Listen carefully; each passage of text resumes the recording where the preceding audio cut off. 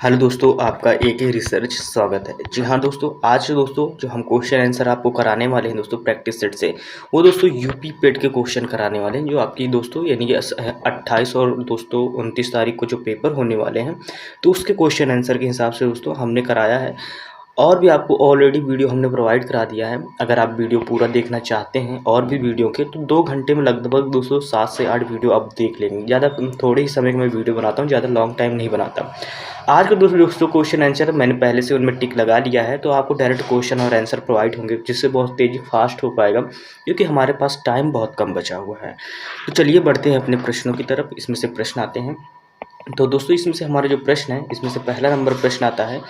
पहला नंबर प्रश्न पूछा गया है, हमसे क्या पूछ रहा है कि भारत अपनी अंतर्राष्ट्रीय सीमा सबसे कम यानी किस देश से साझा करता है। तो दोस्तों सबसे जो कम साझा करता है तो उसको बताना है। तो दोस्तों अफगानिस्तान आ जाता है, सबसे कम आ जाता है। फिर इसके बाद नेक्स्ट प्रश्न की तरफ बढ़ते हैं। नेक्स्ट प्रश्न कौन सा आएगा? नेक्स्ट प्रश्न आता है हमारा, यानी कि भारत कितने राज्य हैं? तो भारत में दोस्तों 28 राज्य हैं।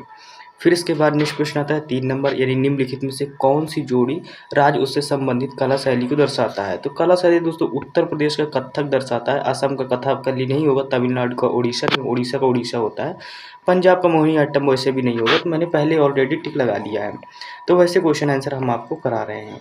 तो चलिए बढ़ते हैं, थोड़ा क्वेश्चन को और जूम करते हैं। हाँ, वैसे देखते हैं, इसमें से ऐसे बढ़ते हैं, थोड़ा जूम रहेगा तो वो हमें क्वेश्चन थोड़ा समझने में ज़्यादा आसानी होगी।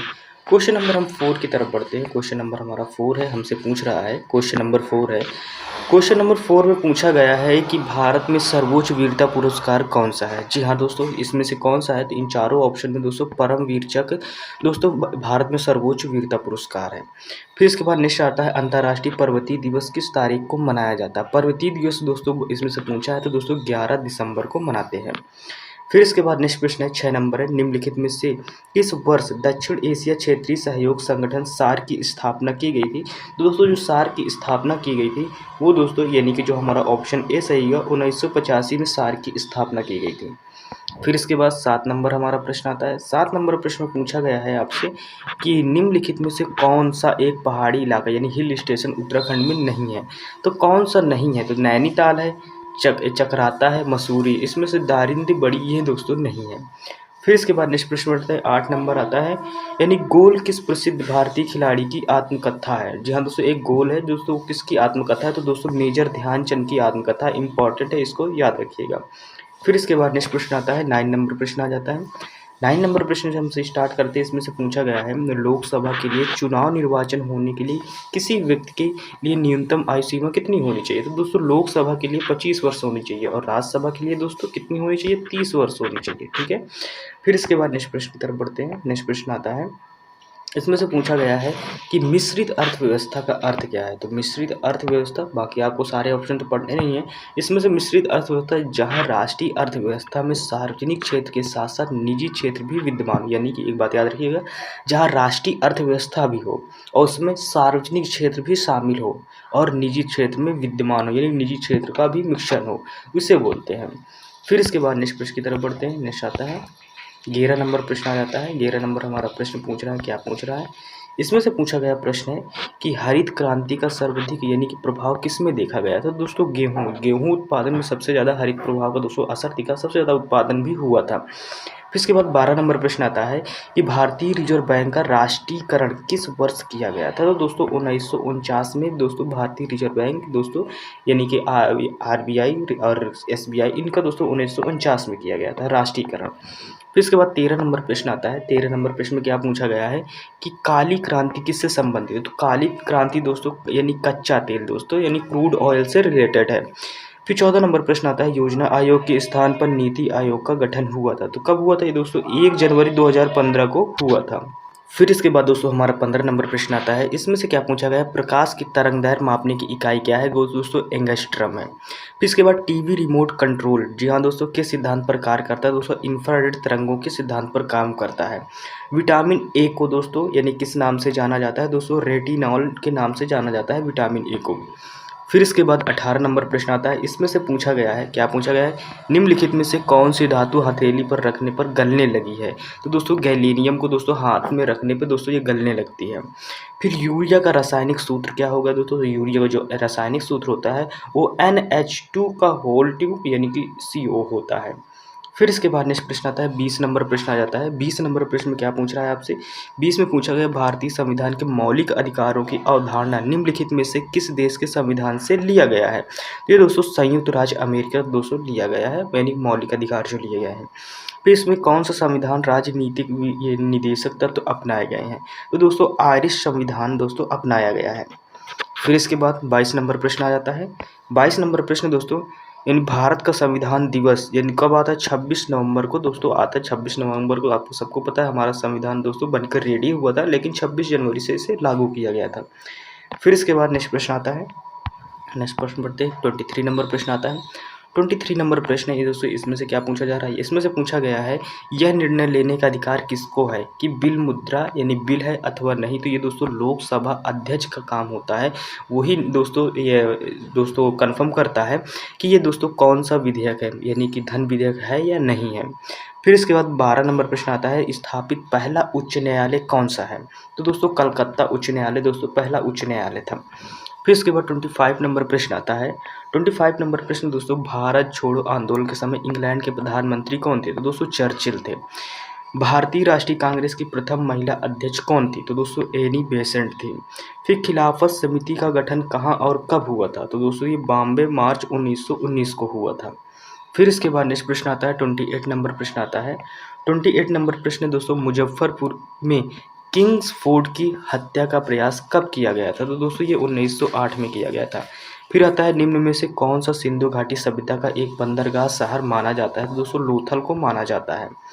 फिर नेक्स्ट प्रश्न आता है, 30 नंबर प्रश्न आ जाता है। 30 नंबर प्रश्न इसमें से जैन दर्शन के अनुसार जिन शब्द का अर्थ क्या होता है, दोस्तों जिन का मतलब होता है विजेता।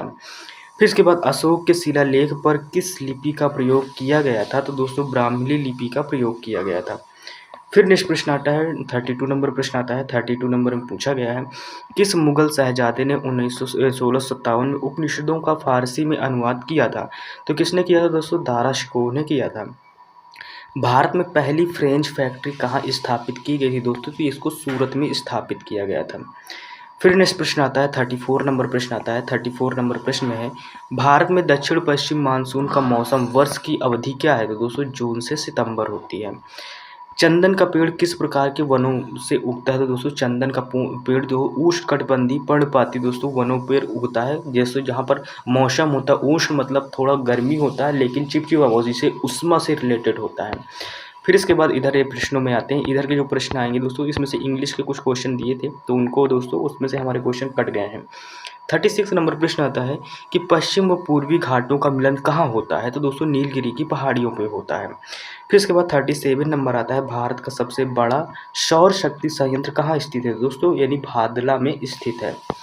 फिर इसके बाद 38 नंबर प्रश्न आता है। 38 नंबर प्रश्न में है, निम्नलिखित में से किसने भारत सरकार अधिनियम 1935, जी हाँ दोस्तों भारत सरकार अधिनियम ये दोस्तों 1935 का गुलामी का अधिकार पत्र कहा था, किसने कहा था, तो दोस्तों ये जवाहरलाल नेहरू जी ने कहा था। फिर आता है, भारत की सबसे लंबी नदी का नाम बताइए, तो दोस्तों गंगा, भारत की जो सबसे लंबी नदी है वो गंगा नाम है उसका।